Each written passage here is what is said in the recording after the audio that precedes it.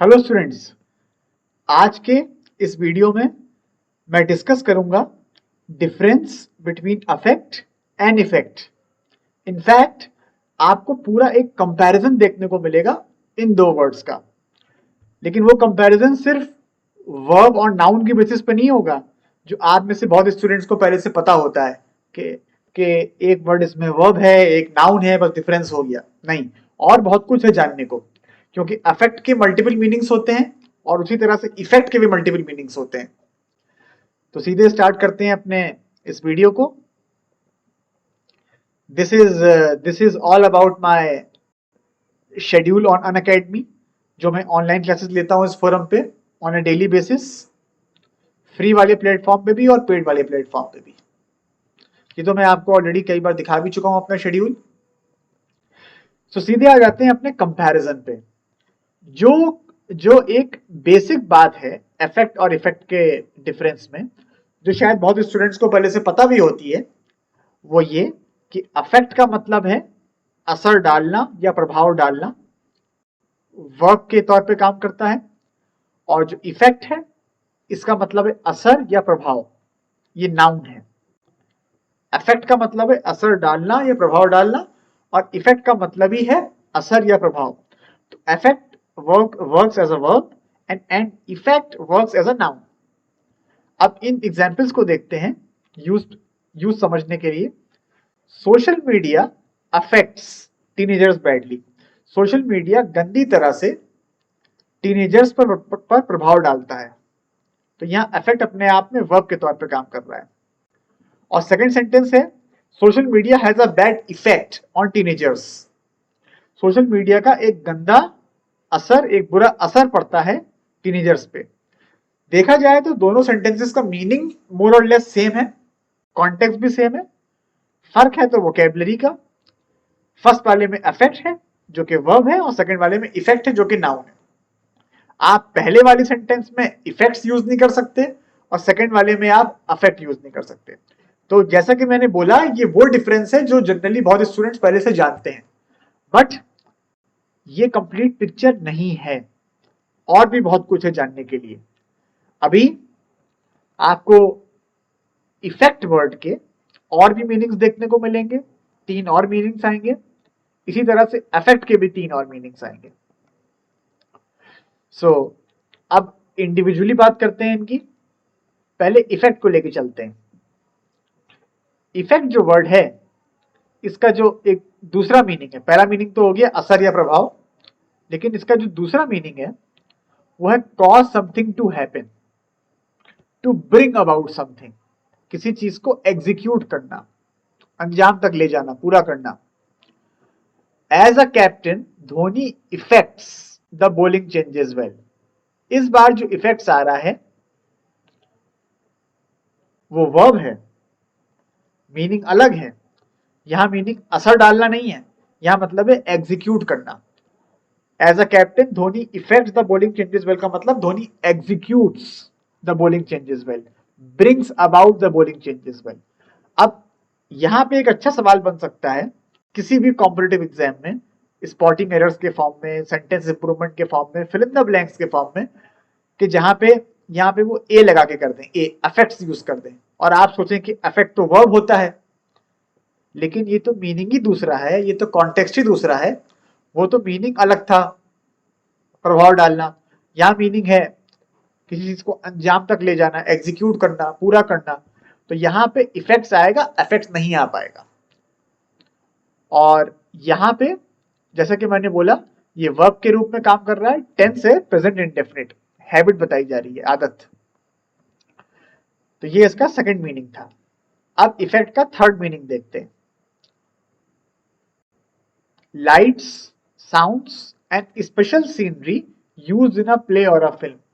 जैसे बाहुबली मूवी है, बाहुबली की जो दोनों वर्जन आए थे, दोनों पार्ट्स आए थे, उसमें बहुत ही अलग ही लेवल पे, बहुत ही बेहतरीन लेवल के लाइट, साउंड, स्पेशल सीनरी का यूज किया गया था, जिसको हम लोग कहते हैं आम बोलचाल में स्पेशल इफेक्ट्स।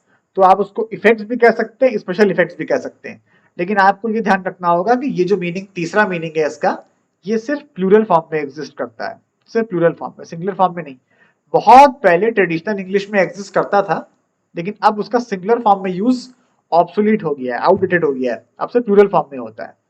एग्जाम्पल है the movie is worth watching, the movie is worth watching for its effects alone. Movie देखने योग्य है सिर्फ उसके इफेक्ट्स के लिए, जो ग्राफिक्स यूज किए गए होंगे, जो लाइटिंग यूज की गई होगी, जो एक्सप्रेशन यूज की गई होगी, मतलब मूवी की स्टोरी, म्यूजिक, वो सब अपनी जगह है। मूवी देखने योग्य सिर्फ उसके इफेक्ट्स के लिए ही है, ये सेंटेंस का मतलब निकल रहा है। तो अभी तक 3 मीनिंग्स आ चुके हैं इफेक्ट के, और इन मीनिंग्स में आपस में कोई रिलेशन नहीं है, they are entirely different.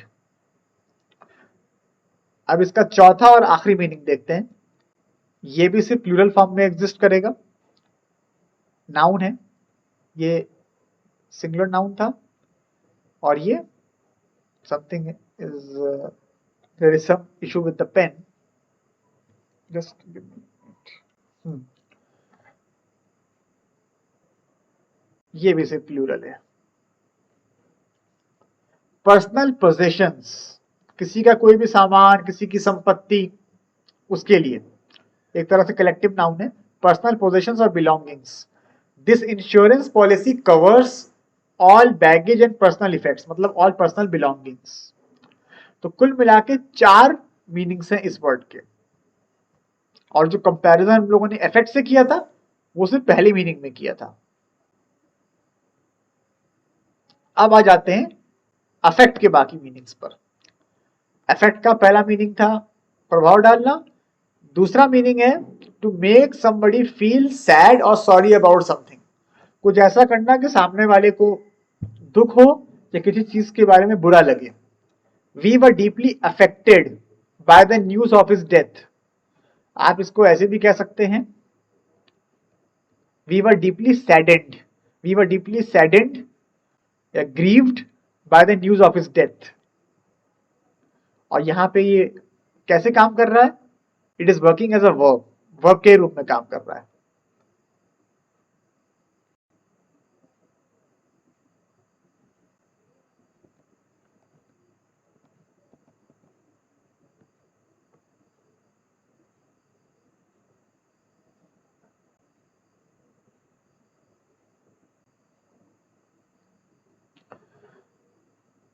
Saddened भी कह सकते हैं आप।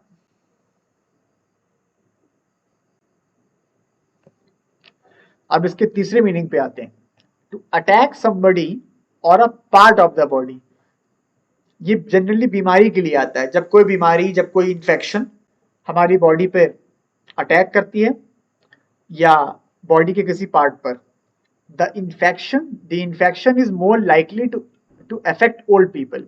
या इसका मतलब क्या है? अटैक ओल्ड पीपल, किसी भी फॉर्म का वायरस हो, कोई इंफेक्शन हो, कोई बीमारी हो। फोर्थ पे आते हैं, चौथा और इसका आखिरी meaning, to use or wear something that is intended to impress people, कुछ ऐसा पहनना या कुछ इस तरह से कोई चीज यूज करना कि लोग उससे इंप्रेस हो जाएं। वो चीज भले ही जेन्युइन ना हो, लेकिन लोगों को सिर्फ इंप्रेस करने के लिए हो।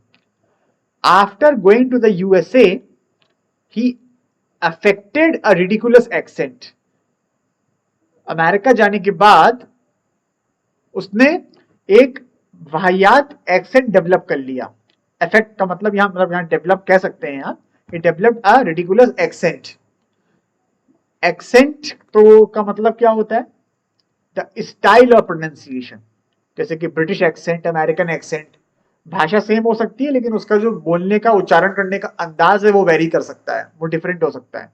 उसी पे आ रही है कि अमेरिका जाने के बाद उसका एक्सेंट बिल्कुल बदल गया, बहुत ही वाहियात हो गया, बहुत ही बेकार हो गया।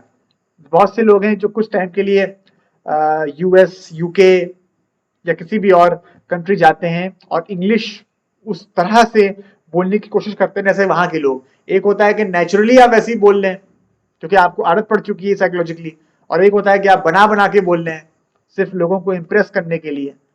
तो ये वो वाला मीनिंग है, लोगों को इंप्रेस करने के लिए। तो ये मल्टीपल मीनिंग्स आप देख रहे हैं, इफेक्ट के भी हैं और इफेक्ट के भी हैं।